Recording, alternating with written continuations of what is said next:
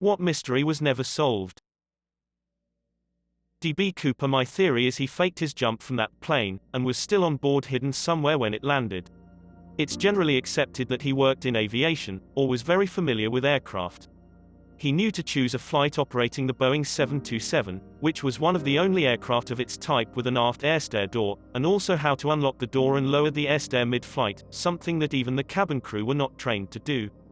Jumping out over a remote area, within the benefit of a predetermined drop point, or being in contact with someone on the ground, which wouldn't have been possible in 1971, would have been suicidal. Even if he'd survived the drop and landed safely, he'd likely have died of exposure or hypothermia unless he was picked up or reached shelter soon. My theory is, Cooper locks the flight crew in the cockpit, then opens the aft door, throws out 2 parachutes and a small portion of the ransom money to make it look like he jumped. He then uses a maintenance access panel to access the cargo bay or landing gear area. Prior to takeoff from SeaTac, he advises the pilot to remain at 10,000 feet with the flaps extended and the landing gear down, and waits there until they land in Reno. FBI sweep the cabin and confirm he's gone, but I'll bet they never check the cargo bay or landing gear. Cooper then waits for the confusion to die down and walks away with his money in hand, wearing the uniform of a cop or airport ground crew, which he either changed into or had hidden under his suit all along. Realizing that the bills were marked and that he could never deposit them or spend them without attracting attention, Cooper either destroyed them or hid them somewhere and waited for the heat to die down, which hasn't really ever happened, going back to his normal life instead. It's the only explanation that ticks all the boxes for me based on the facts that we do know. If it was a hijacking, why were there no radio calls, no demands, no squawk code for hijack, and no attempts to land the plane? Likewise, if it was an emergency, why didn't they descend and try for a landing? The plane was under positive control, and at least during the first turn where the pilot deviated off course, the autopilot had to have been disengaged since the angle of the turn exceeded the autopilot's capability. They overflew the Malaysian peninsula again and had ample opportunity to attempt a landing. Then there's the transponder, which was turned off at the precise moment the pilot transitioned between Malaysian and Vietnamese airspace. I mean literally seconds after the handoff, and then the plane started deviating back towards Malaysian airspace. If it was an emergency, it would have had to happen the very second after the pilot's last radio call. If the transponder was malfunctioning, they could have used the SATCOM to communicate, which we know was operational for several hours and receiving messages, but they went ignored. All the facts taken together spell out really only one conclusion, that the pilot wanted to disappear. The only mystery to me, I guess, is that the pilot didn't really raise any red flags mental health-wise. He had a pretty stellar record and was thought highly of, but it's a lot easier to believe someone who was struggling hid their suicidal thoughts than it is to believe any of the conspiracies. And as for why they didn't find the plane, they were searching a patch of ocean the size of Australia for a single 777. I'd be more surprised if they did find the crash site. It's quite literally a needle in a haystack.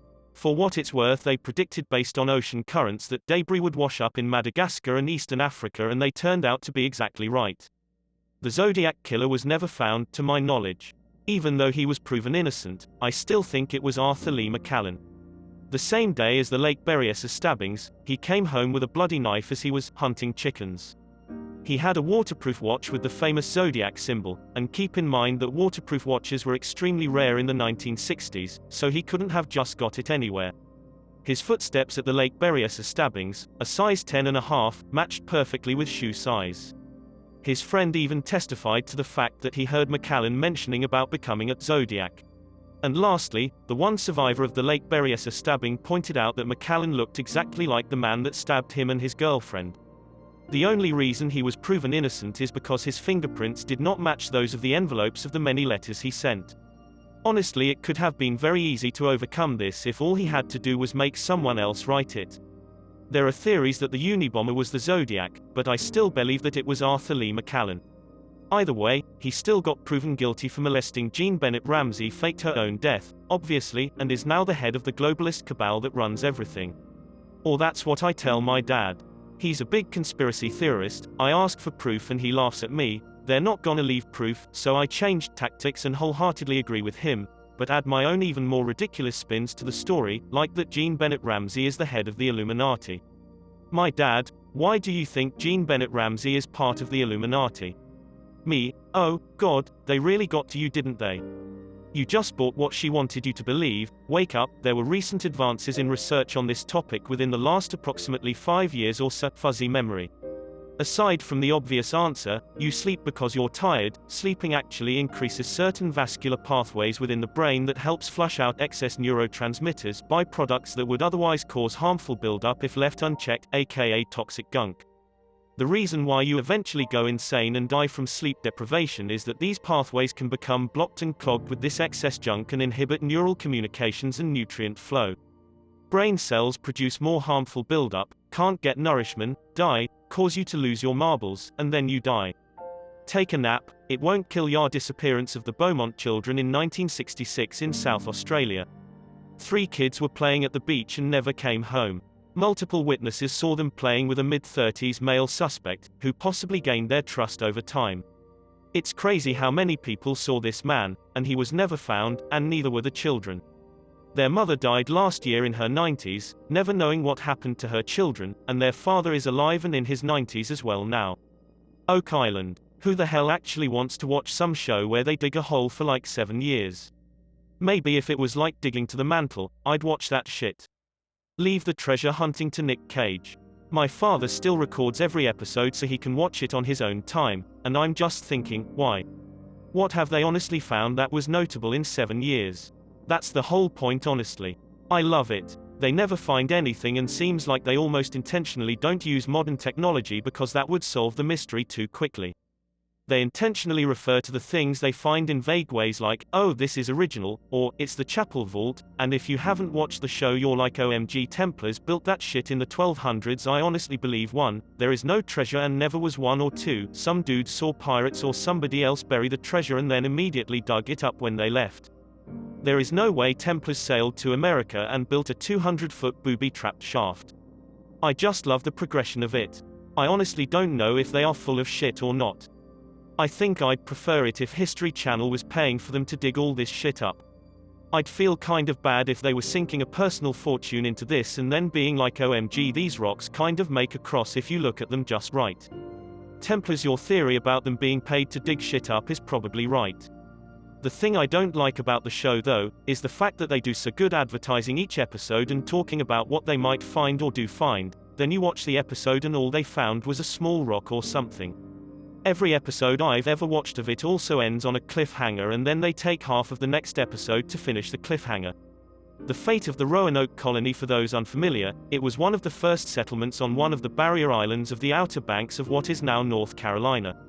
A little over 100 people had established it from England in the spot where a previous colony had been abandoned. It was pretty much doomed from the start, since there was a fair amount of harassment from the native population, including 1 death within days of arrival, and I think some interest from nearby Spaniards in taking it over. I may be misremembering that, I dunno, it's been literal decades since I took that history class, but despite all this, it lasted a few years. When the governor of the colony had to leave it for some reason or another, like I said, literal decades, he came back to find it abandoned save for the word CROATOAN carved into the fence post of the gate and the word crow into a nearby tree. The governor and the group he was with had hoped to confirm the colony's need to flee to the nearby native tribe, but a hurricane put a stop to their expedition and they returned to England. Ray Rivera, he went missing for 8 days until a hole was found on the roof of a building one day. When the hole was investigated, they found Ray's body himself. It's theorized he must have jumped off the neighbor hotel's rooftop, but there are a bunch of holes, puns slightly intended. Regarding that theory, no one staying those nights Ray was gone heard any screams or a crash. The hole was pretty far away from any close part of the rooftop of the hotel. Not only his glasses were intact, but his cell phone was in one piece. Ken Rex McElroy raped, shot, robbed, intimidated and assaulted multiple people, but failed to catch a conviction. Everyone in their small town got sick of him after he shot a store owner. He was shot twice from 2 different firearms. 30 to 46 people witnessed the shooting. No one called an ambulance. The killers have not been caught. Tunguska event, speculation and theory, but no conclusive proof as to what it was. Most likely a meteorite airburst. It wasn't the first or the last time an event like that has happened. In ancient China, a massive explosion happened near a gunpowder storage building and killed thousands of people, including the only heir to the throne, paving the way for the collapse of the current dynasty, but there was no way that it was the gunpowder that went off, since the force of the explosion was equal to several Hiroshima bombings and there wasn't nearly enough gunpowder. And in 2013, there was an airburst that blew out windows, collapsed roofs, and lit up the sky in Russia. Neither of those events were as powerful as Tunguska though. I imagine if that meteorite had made it to the ground intact, it would have set off a global winter. The mystery of D.B. Cooper that happened in the 70s. He got on a plane with a fake bomb and demanded $200K in ransom money and a parachute. When the pilot landed the plane, they gave him the money and the parachute and he demanded the pilot take off again. During this second flight, he jumped off the plane with the money and the parachute, never to be seen again. To this day no one knows who he was or where he went. The toxic lady in California. There's a lady that had cancer of some sort, so when the doctors went to examine her, she body had a weird smell to it, almost like a garlic-like smell. When the doctors do a blood test, the blood has those weird crystals in them with another weird smell to it. The doctors and nurses in the room start getting nauseous, some of them even went unconscious. In the most severe case, one of the nurses got necrosis from the lady. Theories include conversion disorder, which has to do with the brain and the power of belief. Another has to do with dimethyl sulfate, which is a powerful nerve agent that has been used in chemical warfare. One more theory is that there is a secret meth lab in the hospital. How Trump won the election. This is actually pretty well understood now. There is always a chunk of people in every election that likes neither candidate, but votes for one regardless. In 2016, that group of people was largely undecided, until the Comey letter. They then broke for Trump 2-1, which was enough to squeak him over the line in the 3 states where those folks had the most potential for impact. This time around, that chunk of the voter base is considerably smaller. People have largely made their minds up. That's why the polls are different this time.